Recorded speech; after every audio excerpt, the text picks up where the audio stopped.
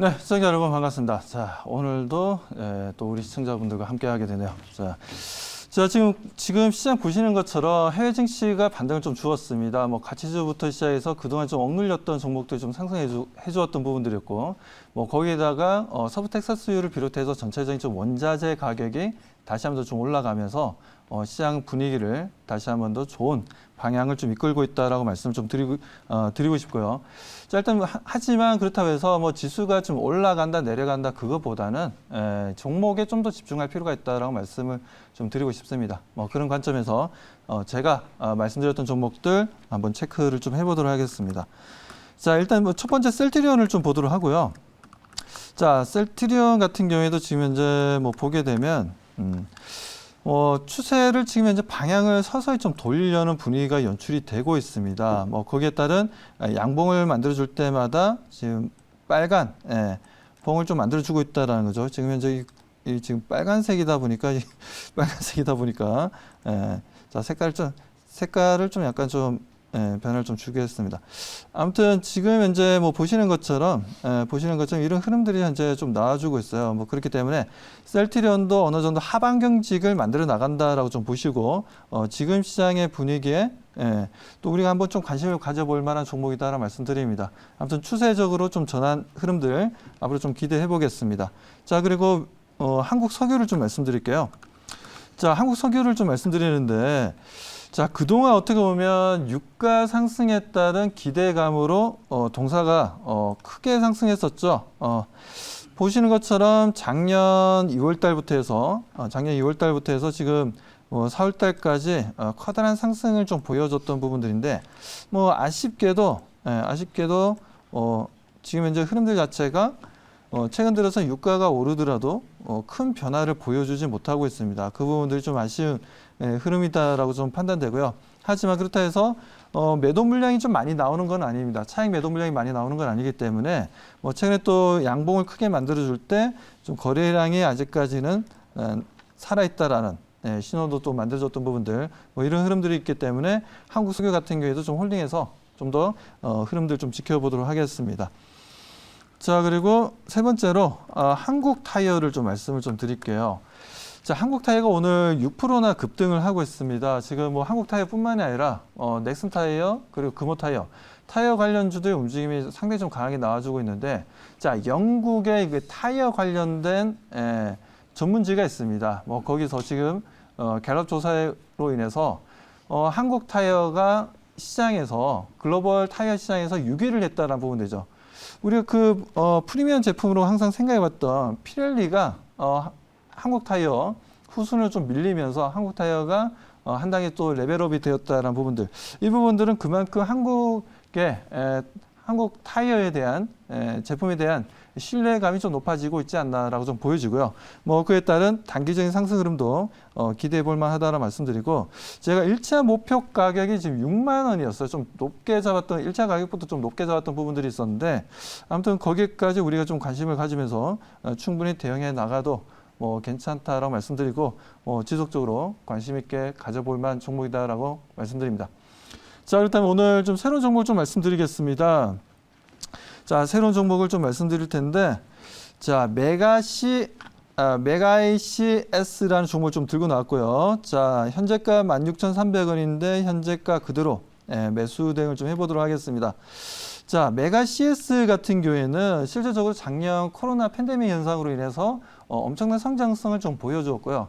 뭐 실적이 상당히 좀 많이 좀 올라왔던 부분들이 있습니다. 뭐 그 부분들이 메가CS 뭐 거의 뭐 1,000원대 흐름을 좀 보여주었던 종목이었는데, 작년 코로나로 인해서 단기 급등을 좀 해주었던 부분들이었고 2만 원까지 올라가고 작년 8월 달에 고점을 찍고 난 이후부터 해서 보시는 것처럼 주가는 계속해서 좀 조정 구간을 보여주는 흐름들이었습니다. 하지만 뭐 조정 구간의 거의 끝자락까지 온 게 아닌가라고 좀 판단을 하고 있고요. 뭐 이 정도의 흐름이라면 우리가 다시 한번 더 메가ICS에 대한 관심을 가지고 대응을 해볼 만하다라고 말씀드립니다. 그리고 수급적인 움직임을 잠깐 보게 되면 뭐 수급을 보더라도 기관과 외국인들의 수급이 잘 들어오고 있어요. 뭐 물론 뭐 프로그램 매수 물량도 좀 들어오고 있고요. 아무튼 뭐 연기금도 뭐 6월 달 초반에는 초반에 매수 물량을 좀 보여줬던 부분들이었고 지금 현재 코로나 변이 바이러스로 인해서 관심이 좀 높아지고 있습니다. 아무튼 자료 화면을 보면서 좀 더 구체적인 얘기를 말씀을 좀 드리도록 하겠습니다.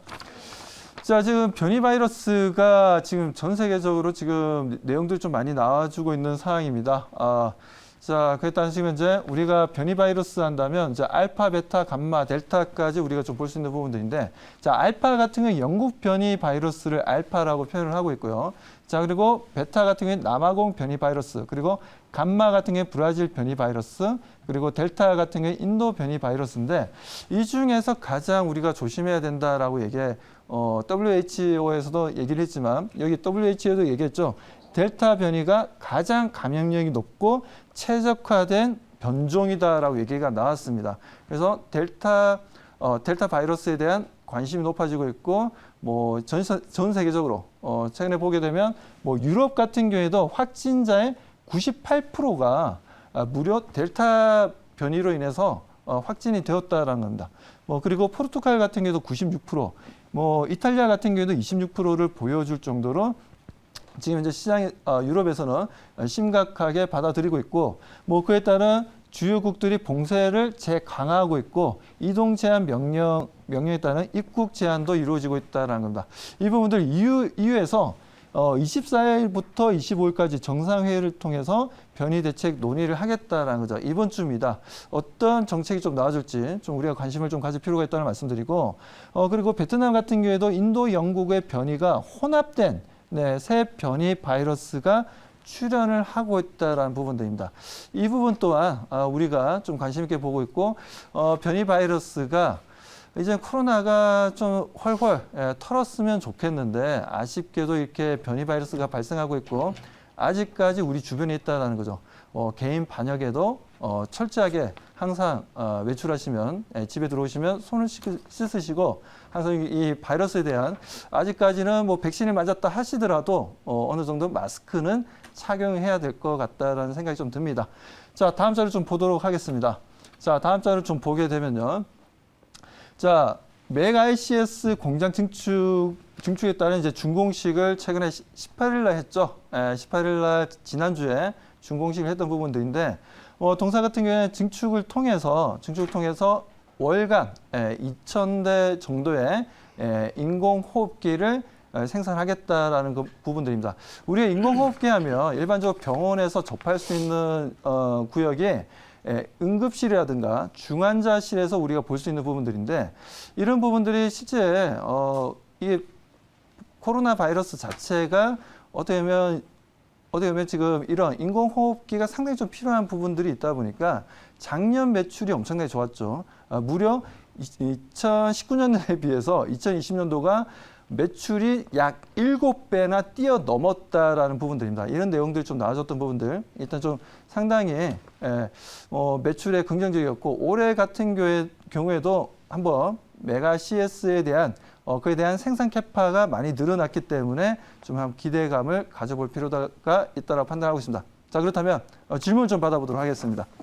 네, 제가 질문해 보겠습니다. 메가 ICS 이제 과거에도 코로나 이슈가 좀 있었을 때 좀 크게 상승을 했던 종목 중 하나인데, 근데 그때도 좀 생각을 해보게 되면 메가 ICS는 이 실적 성장과 함께 주가 상승이 나타났었어요. 그래서 코로나 때 실제 좀 수혜를 많이 받았던 종목이었었는데, 현재 구간에서는 좀 코로나 이제 많이 줄어들었잖아요. 그래서 최근 들어서 좀 실적 전망에 대해서 좀 어떻게 좀 바라보고 계시는지 그거 한번 말씀해 주시면 좋겠습니다.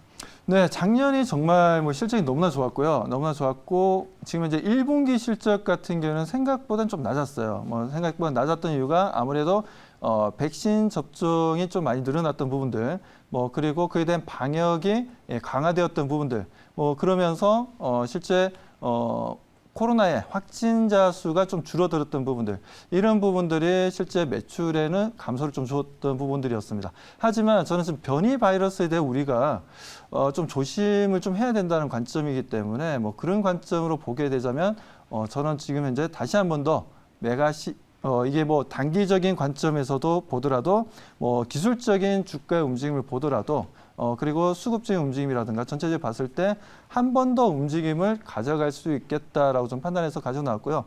뭐 이런 부분들이 뭐 실제로 그렇습니다. 뭐 변이 바이러스가 또 빨리 좀 넘어갔으면 하는 바람이긴 하지만 뭐 관련 또 수혜주들을 우리가 대응을 할 필요가 있다는 거죠.